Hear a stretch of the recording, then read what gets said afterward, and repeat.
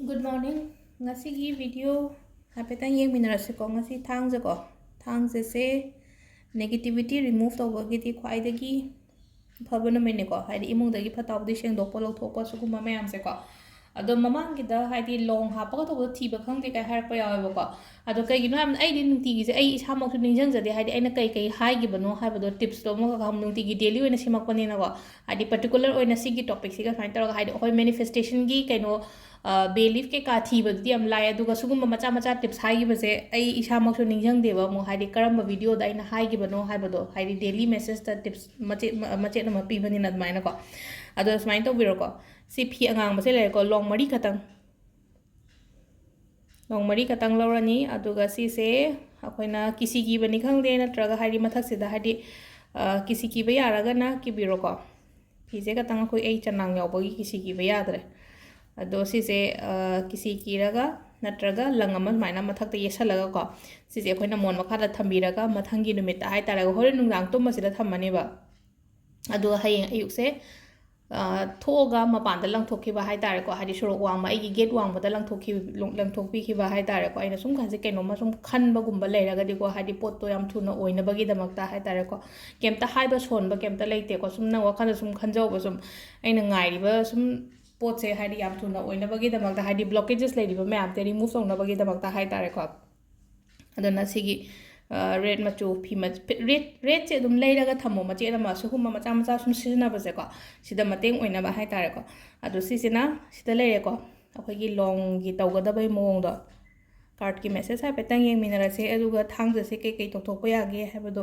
adu khatang re share tawrage ko hai aham bhamma di share tawgare maka ta mo share tawrage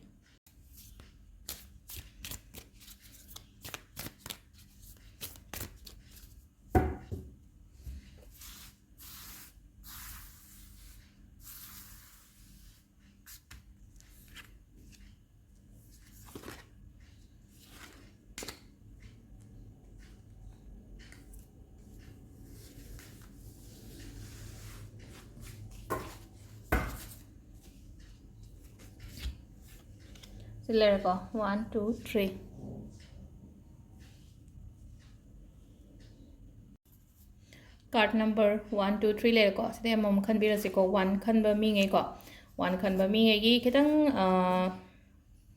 kani akoi khana ba gumba khara avoid to bio ko ngasi gi oina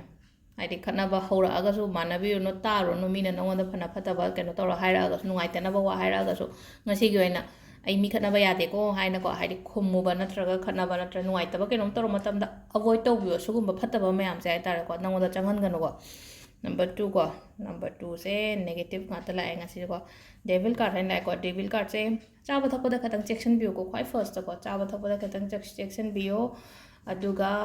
amana muka haidi mi tinaba matam da su ko khara haina singna loina biba hai tare ko ngasi gi numit ki oina haira aga di ko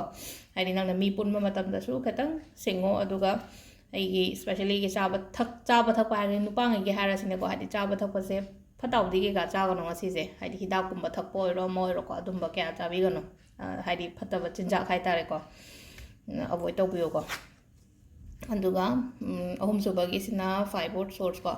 mina ngangba mina keno to lawgano haidi adagi haidi mina manipulate tawge khotke kaina khanba leina ko haidi aingonda keno ma ngangjan ba demotivate tawba natraga haidi nabaini gi marak sida haidi family sida amana haidi ngangsela aga khadana bai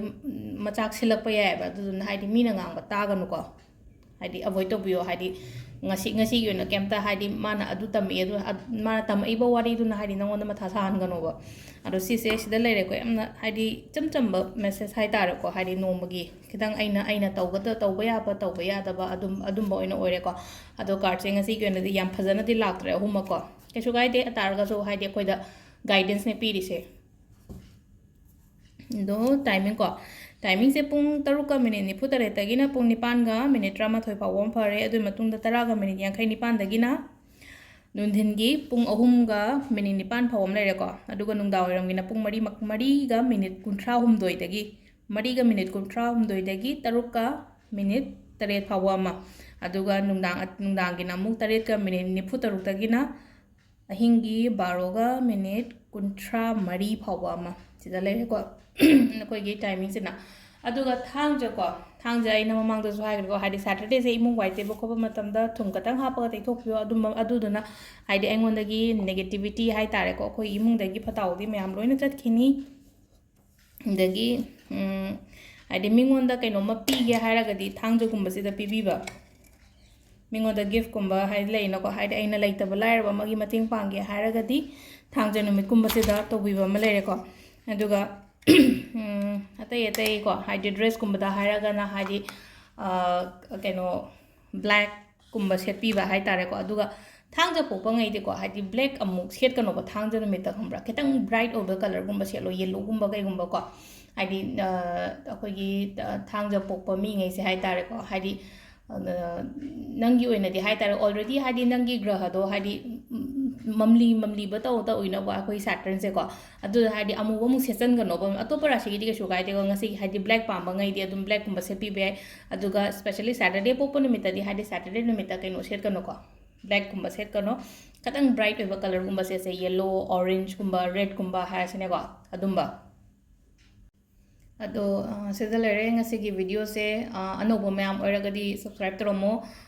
anobo manifestation ki videos haji purnima ke ka laktora banina hai tare ko haidi purnima ki manifestation kamaina tawgadage khotgadage adum mayam do ai numit nini humni watlingai da hai tare ko nini humni watlingai se adum hayeng ngasi se adum ai tawrani ko haidi tang ni panda tabnina yam thengdaraga de amuk haidi nang haude u haude ha ko yang sagi purnima se na than ka tang ni panda ta gre do yimana yeng ba se na tang mapan de yeng ba dumaina gumba aduna ne ba haidi subscribe tawga haidi bell icon ma mo sagi notification do la aga di ai na pot to ba matam da nang ni dana ko